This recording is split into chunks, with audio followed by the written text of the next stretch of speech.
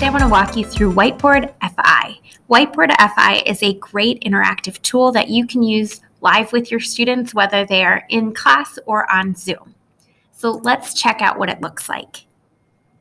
This tool allows you to build out different slides, very similar to Google Slides. You can add picture, you can add text, you can draw, you can even add graphs for math and music bars for our fine arts department. Down here, I can add as many slides as I want, and then when my students are live with me, I can choose which slide they see at a given time. I can also push slides out to my students who are currently enrolled in the class. From there, I can have my students respond.